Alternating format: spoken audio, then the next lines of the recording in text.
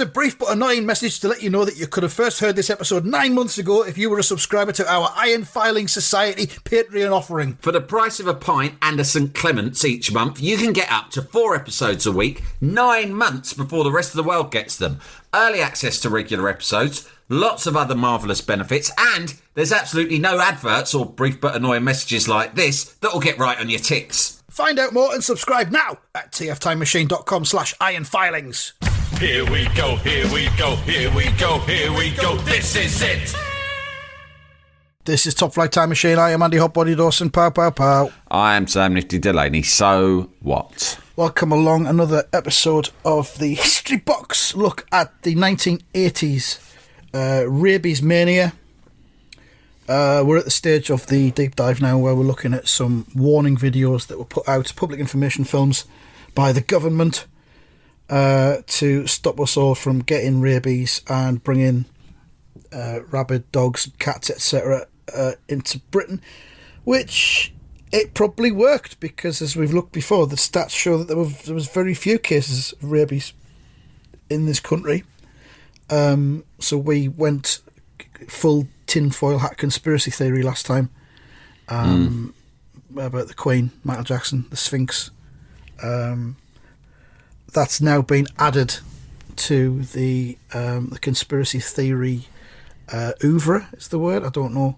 But they're all talking about it on the forums now. So yeah, we've thrown that in. We've accidentally contributed to the conspiracy machine. Yeah, I had a look and there's a lot of talk about it. We've had a lot of new listeners to that particular episode.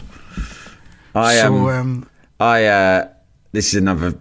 If anyone is listening to this in real time and heard the episode we did yesterday, which was about my dad's birthday party, I asked my dad about magic and whether he liked magic. Right? Good question. Very loaded question, that, isn't it? It's just something I'd wanted to ask him for ages, and he sort of looked at me sneering. You're poking him with a stick there, aren't you? Really? Why on earth would you ask me that? Exactly. And he said, "What's magic got to do with anything?"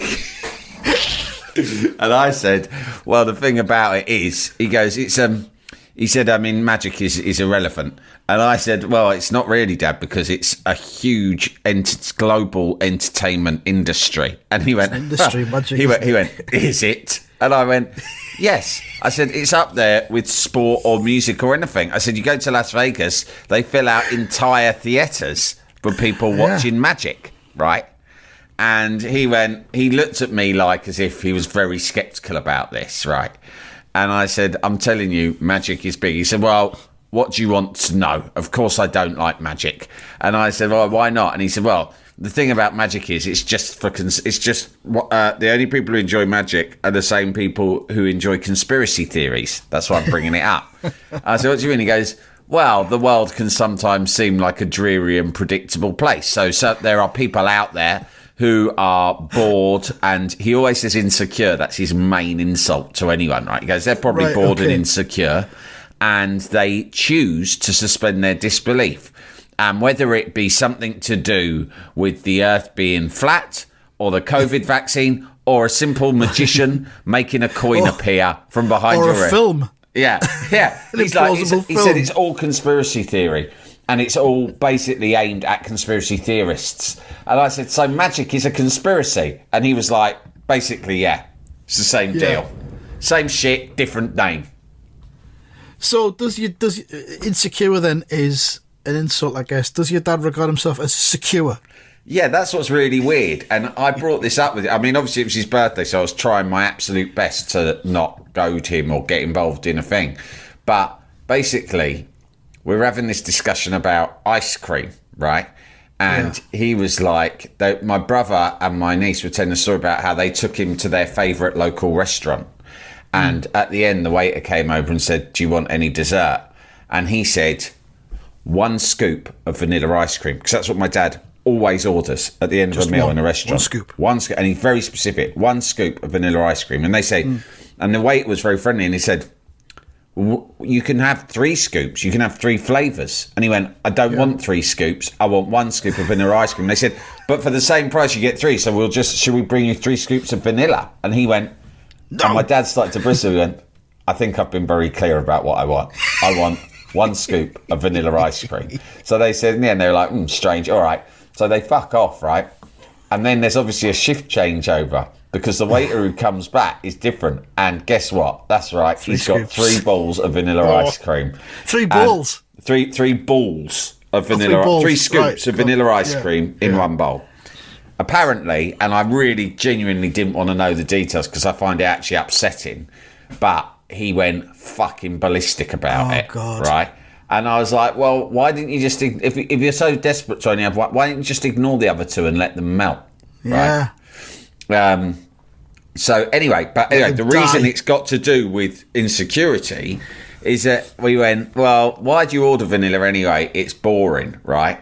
And he said to my brother Dom, well, why? What do you think's better than vanilla? Right, really aggressively. And my brother went, raspberry ripple. Right? And he said, anyone who orders or claims to enjoy raspberry ripple is clearly a very insecure person. And I went, what? And then I had to wade in at this point because I thought this is a personal attack on Dom just over his choice of ice cream. And I went, well, why? And he went, well, you're too insecure to just admit to yourself and anyone else that you like vanilla. So you're trying to cover out by asking for 1 tiny ripple of raspberry flavour through it. He was serious. He went, that's deeply insecure. And I went, well, what's your problem with that? We're all fucking insecure, aren't we? I said, everyone's insecure about something or other. He went, yes, but all of our individual and specific insecurities are revealed in a number of interesting ways. And in Dom's case, it's revealed by his favourite ice cream flavour. And I said, well, what are you suggesting? What are you suggesting his brand of insecurities about? And my dad just did a wry smile and raised his eyebrows. So I said, are you saying it's got something to do with his willy? And my dad sort of does this thing like, Sam's lowering the tone, as always. That's what he said. Like, 'cause all my family were there. And I said, well, it might be to do with Dom's willy, because let's face it, you're the only one round this table who's ever seen it. Because Dom's wife wasn't there. And then it's weird. Then that made everyone awkward, apart from, like, my wife found it funny. I found it funny. But I think it is funny that we're all sitting around a table. My dad is 83. He's got sons. He's got 3 sons in their 50s, right? 1 in his 40s. He's got a daughter there who's 60, right? Yeah. And he's seen all of our willies. Yeah. And I confronted him with that. Isn't he? Yeah, I was like, you've seen his willy. You've seen all our willies. So maybe you know something that the rest of us don't. Yeah. And he did. He was. I mean, that's the sort of joke. I think that's funny, me personally. But that generation, our father's generation, Andy, they do not like willy chat at a birthday especially party. when they're involved I found in it. out. Even my brothers seemed a bit uncomfortable about it. I thought it was funny, and I also thought it was interesting. I've got 2 observations. Right. I'd like to share with you. First of all, would you consider writing a sequel to your current book, but collaborating with your dad and calling it and calling it "Secure Yourself"? I would absolutely love to do that. But read that. There's no way I will. There's no way I'll be able to engage him in it because my dad has steadfastly and quite impressively refused to acknowledge the existence of my book. So no. he didn't come to the launch party. He didn't respond to the invite. He hasn't acknowledged anything on social media to do with my book, of which I have been posting a lot. He will not acknowledge or like, which is pointed because he usually would on other things, right? He has not spoken about it. At his birthday party, my sister was like, and since she was like going on about how much she'd enjoyed it and asked me lots of questions, he completely walked away. He is literally, you know, when you see, I said to my kids, I said, do you know when you see dramas where a child is coming out of the closet about their sexuality, and there's a really old-fashioned dad who will literally say, I refuse to accept this, I will not acknowledge it, it's happening. I say it's sort of like a cliche in dramas now. I mean, not to say it's not real, I'm sure a lot of people have gone through that awful experience. And by the way, I'm not for one moment comparing the strain of having to come out as gay to my book. But what I'm saying is that there was a parallel in his steadfast refusal to acknowledge that the book exists, right? And when it got bestseller on Amazon, I shared it on my family group chat, right? Yeah, quite right. And maybe 3 or 4 people on a group of about 20 said well done or thanks or whatever. Oh. And he just ignored that. How do you feel about that? Just a bit sad, but not that surprised. Yeah. And in a way, like, just sort of like, I feel bad for him more than myself. It's all about him. It's not something you can take on board and dwell on too much. No, it's all about him, and it's a shame because I write lovely things about him in the book as well. But even that would probably annoy him. So yeah. And the other observation that I have from what you just said was that it's nice to know that Dom has persisted with Raspberry Ripple, even though it was stolen Archie from him, nicking the Raspberry Ripple that led to Archie's Archie having to move to Jersey. From the family unit. He had to leave. He punched Dom in the face and then moved to Jersey. Yeah, but maybe that's why Dom stuck with Raspberry Ripple, because he sees it as a symbol of victory. Yeah, exactly. A symbol of resistance, resistance and rebellion. You know, and those are qualities to be proud of. Dom literally drove out what he saw as an oppressive force in the house. For the record, in case Archie is still alive and listening, I quite liked Archie, but I was the only one who did. Because he used to go on the milk round with him. I went on the milk round. Bonding. He was lots of fun. He oversaw my 9th birthday football party, and I got to tell all my friends that he was a former professional footballer because I believed that to be true. He was a lot of fun, and he also he looked to look like Bobby Bull, who was my favourite entertainer of the time. Yeah. And so, you know, there was a lot of, to me as a 9-year-old, there was a lot of pros about Archie, but I can understand Dom not feeling the same way, especially after he nicked his ice cream. Yeah. So there we go. Archie, if you're listening, reach out, get back in touch. I never had a big problem with you. Yeah, maybe you'll organise a meet-up. Yeah, why not? Local. I mean, as I've said many times before, I'm 99.9% sure he will be dead of alcohol, but due to his lifestyle choices. Yeah, dead or addled in the mind. Yeah, he drank loads of alcohol, and all he ate was like was black pudding. I'm not joking. It's like a joke, like groundskeeper Willie. But my memories are he just ate black pudding and fucking haggis, and that sounds like a racial stereotype, but it's fucking true. And the occasional scoop of Raspberry Ripple. Yeah, his hands and on if there's any ice cream going around. He once ate a raw crumpet, right? Because my mum came home and he was standing in the kitchen eating a crumpet that he just got back. He goes, "Hey, these funny pancakes you bought. They're quite tasty, but they're very chewy." And she was like, "You're supposed to toast them, you daft cunt. You can't eat a raw fucking crumpet. Would you ever eat a raw crumpet?" No, fuck. No. Well, there you go. That was the sort of bloke we were dealing with. Not even as an experiment. Well, drunk. Shall we have a look at some Rabies films? Yeah. Oh, there's some Rabies mailbag as well. We should get back to that later on, if there's time. All right, there's one here which is it's on YouTube, and the name of it is "Keep Rabies Out 1984." And let's have a quick look at that. We've got a scene. It's a beach. There's lots of rocks. There's a dog, and there's a boat on the horizon. What's it saying? What's it telling us? Rabies could come to Britain by boat. Oh, rabies could come to Britain, Sam, by boat. We've not considered this yet. We've looked at aeroplanes and airports so far. Yeah. Cats in bags, that kind of thing. But here comes what looks like a pirate ship on the horizon. A dog or a cat that has been to a foreign port, even if it stayed on the boat and never went ashore there, is still a rabies risk. Well, that seems unlikely. A dog that might not have even gone ashore, that's been in a foreign port, might still be a rabies risk. Again, we have to just remind listeners that there was like almost fuck all cases of rabies throughout this era in the UK. Yeah. And that is what is so amazing when you hear the amount of fucking terror that they are trying to stir up. But, you know, listen, you and I, obviously, we are very sensible-minded when it comes to COVID. We took it seriously. You've had COVID. I think you've had it twice. Yeah. I just had it once. Oh, once, yeah. As far as I know. So, you know, people have had fucking...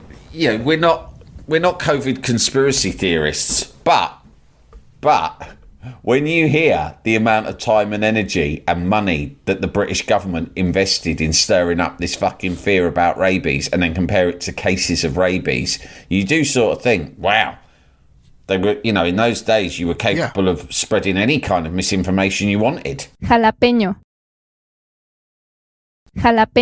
I mean, we've kind of presumed that there's just a racist undercurrent in all of these films.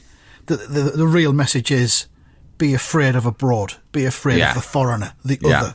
It was Brexit before Brexit. It was the same forces that tried to that successfully brought about Brexit were doing it by other means. In the 80s, in this period in the 80s, it wasn't quite such a big issue in the public consciousness. Thatcher was not ready. Thatcher was busy getting us a load of good deals out of the EU rather than trying to drag us out of it, wasn't she? She was actually getting us vetoes and all of that sort of stuff. Yeah.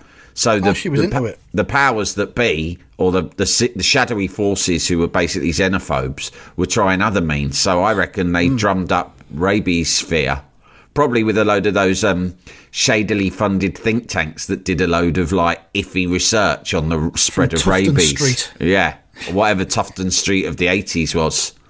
I like to imagine it was Pigeon Street.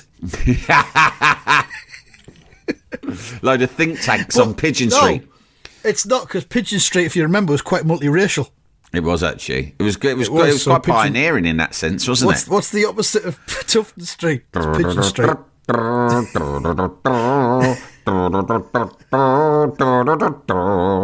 Fucking hell. If you live in Pigeon Street, here are the people you would meet. Yeah. I can't remember the rest. One is black, one is brown, one is Jewish, and one's a Muslim. One is gay, and one is straight. One is non-binary. Woo! I did a great. I did a great. Talking of multiculturalism, which is something that, you know, like you, I'm a huge fan of, and I was driving back from my brother's in North London, and you go through an area in North London where there is a high number of Hasidic Jews, right? Yeah. So they got their hats and the curls and all that. It's nice to see. But I drove past a couple of them, right? And usually they wear, you know, the sort of hats, don't you? I don't know what they're called, but they're quite. They're not quite top hats, but they're like top hats, but they're more rounded. It's almost like a cross between a topper and a bowler, isn't it? Right? Great, standard Hasidic Jew hat, fine.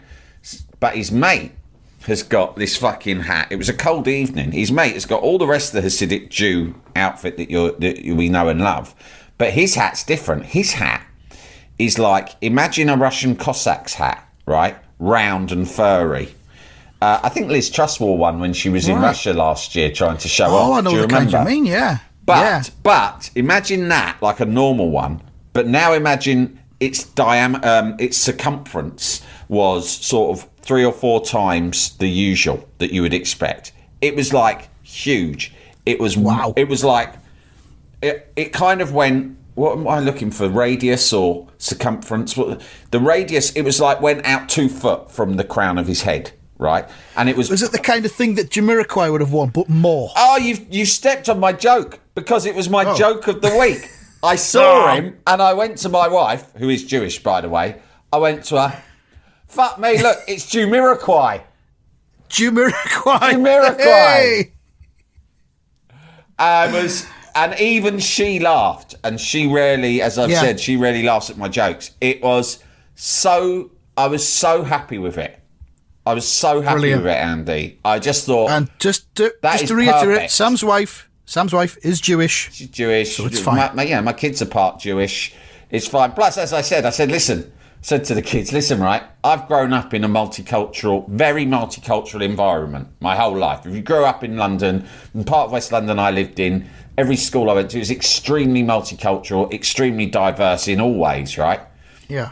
So as a result, you're very used to talking to people from ethnic minorities and bantering back and forth with each other from a very early age, right? Because you do it. And sometimes in amidst those kind of conversations, you play on each other's stereotypes because it's normal, it's everyday chat, right? Then you get, and especially if you went to a state school where they tend to be more multicultural, right? Because as we know, people who send their children to private school do so because they don't like their kids hanging around with brown skinned people, right? Or poor people. That's why you send your kids to private school, right? And so if you do that, it becomes like normal chit chat, right? But then you get older, and if you are surrounded by other people who might be a little bit more middle class Guardian reading, or just not from London originally, or from any other multicultural inner city. So, for example, me. Well, you say Jamiroquai, right? And they go, oh, you can't say that. And I'm like, listen, mate, I'd say that to a Hasidic Jew. They'd find it funny. If we've got any Hasidic Jews listening and you don't think that's funny and I'd out like of to order... think we do.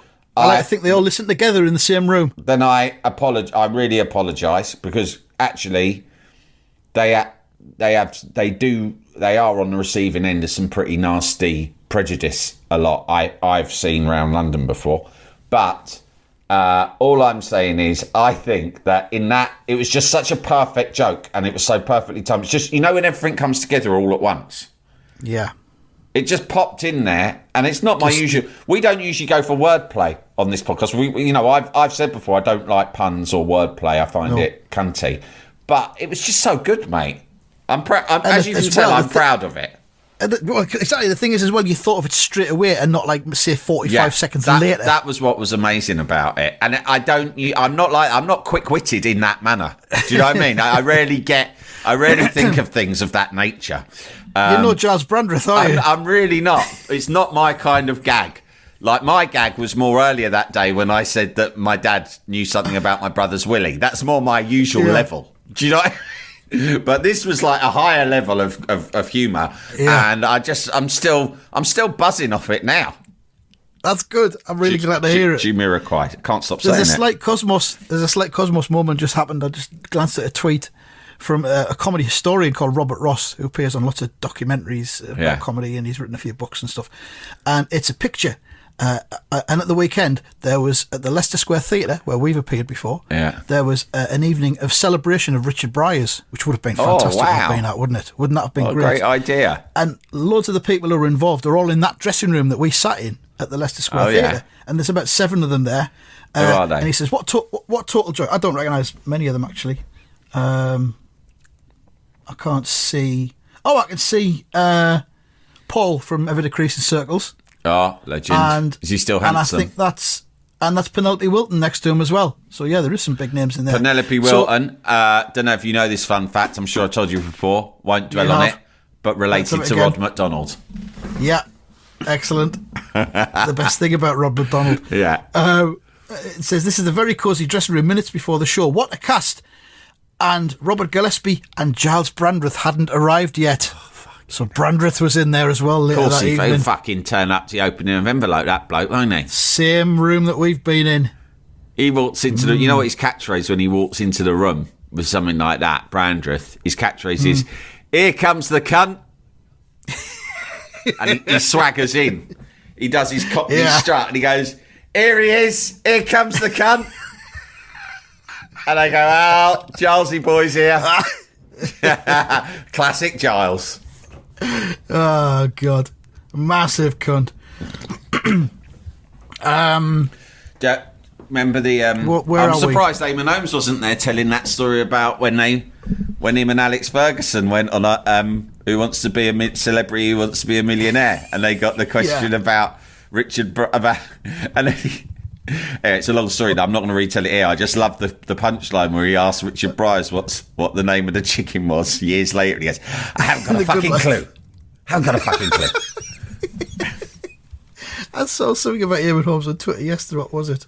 Oh, yeah. Well, let's not go into this, but it's in the Independent. It says, Eamon Holmes says it's a hard time to be a white man in your 60s. Yeah. Okay. Right, onwards. Rabies. Keep rabies out.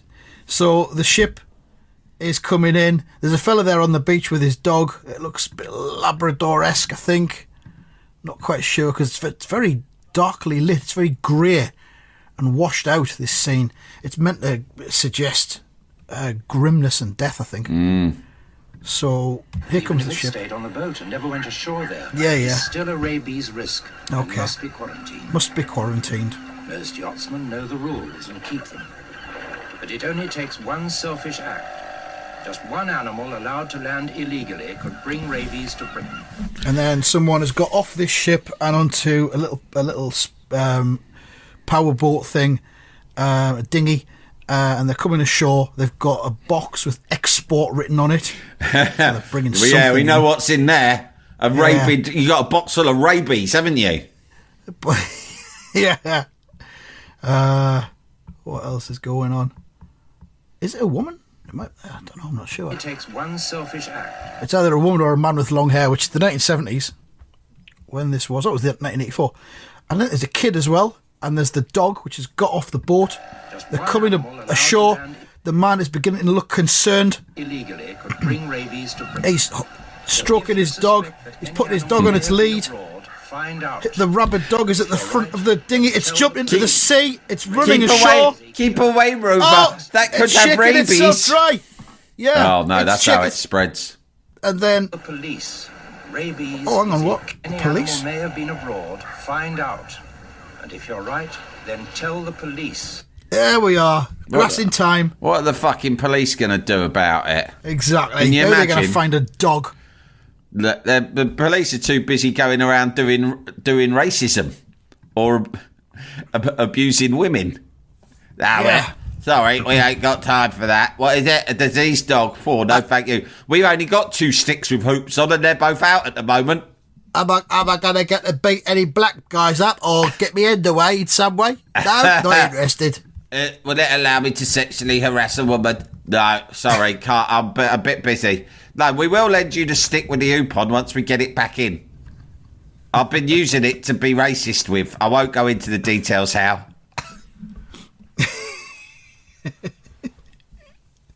And that's basically it. And then it just says keep rabies out of Britain, etc., etc. Rabies is a killer. Rabies is a Must killer. keep rabies out. As I think you just said there, the dog shaking itself dry, shaking the water off itself, is immediately spreading rabies. Yeah. Right, about half a mile, I think, is the range when a dog shakes water off itself. The tiniest of the droplets can go for half a mile. Yeah. So it spreads a lot wider than COVID ever could. Yeah. So immediately there's a half a mile radius of it's full of rabies straight away there. I really hope this was an actor dog, a UK dog. Rabies all over the shop. Rabies. That was the line they used, right? Rabies. It's all over the shop. Rabies. It's in your mum's mouth right now.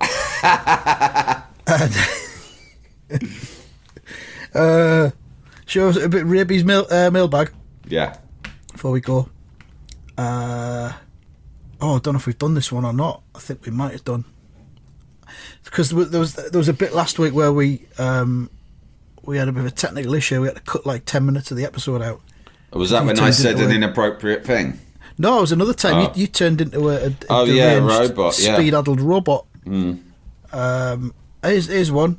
It's not actually about rabies, but it's rabies adjacent, because we were talking about the loop on the stick in the recent rabies episode where it caught the dog. And this is Dan, who's 40 and 9/12, and he says, "Your talk of a loop on a stick reminded me of when I had to help catch a goat with one." I mean, we'll take catching a goat stories all day long on this podcast. Absolutely, I haven't even read this yet, but I'm confident it'll be great. My mum was an animal warden and had several loops on sticks. Excellent. I wonder if you can buy loops on sticks on eBay. I was going to buy a bus ticket machine before, wasn't I? One Saturday when she was off duty, the police asked her if she could assist catching a large and smelly billy goat which had got into a local shopping precinct. Yes! I was about 19 at the time. There is a goat in the precinct. And get the hope on a stick. I was about 19 and went to help her. The police had the goat boxed in with their vehicles in a corner near some flats. They said if he got loose and into where the public were, they would immediately shoot him. This goat, is it black?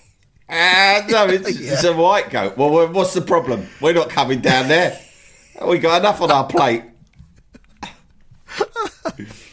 They're going to shoot him. He's only a goat. Yeah. Where was this? No. Where was this?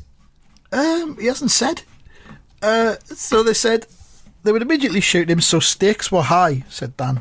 Unfortunately, the loop on a stick couldn't get around more than one of his huge horns at a time. Oh, he had huge horns. I can see why there was a risk. So 2 sticks were required to corral him into the van we had. By the time we had almost secured him, the owner turned up. He didn't seem too fazed the goat was causing havoc. Isn't that goat owner? But told us it had climbed a 12-foot fence in an attempt to find some lady goats and got lost and confused on the way. I didn't know goats could climb. I think when they've got the horn, I think they're capable of anything. Okay, they can sometimes fly if they're horny enough. Yeah, a horny goat cannot be reasoned with. He says, we left the farmer and police to sort out the details. Now the goat was back with his owner. The van stank of boy goat for ages afterwards. So there we are. Yeah, good goat story. Yeah, I'm just trying to... there's a bit of a discrepancy there. Did they get him into the van? Yeah, I think they did, because he said we two sticks were required to corral him into the van. So the van stank of boy goat. Horny boy goat as well. Yeah. A powerful stench, I imagine. Isn't that a Prince album track, Horny Horny Boy Goat? Yeah. It's that one I'm that like never got a released. horny boy goat climbing up your fence. I'm only wearing a coat and nothing underneath. They used to do that, didn't they? Used to wear a long flashes mac and fucking lingerie underneath. Yeah, he'd sometimes wear a little pair of knickers. Amazing. What a star. What a star. All right, that's enough for this time. We'll do a bit more Rabies, I think, next week. There's at least one more. Yeah, we got some more. Check out the videos. Tell us what bits you like. Yep. And we will talk about them. Simple as that. Yeah, that's how it works. Thank you for listening, and goodbye. Goodbye.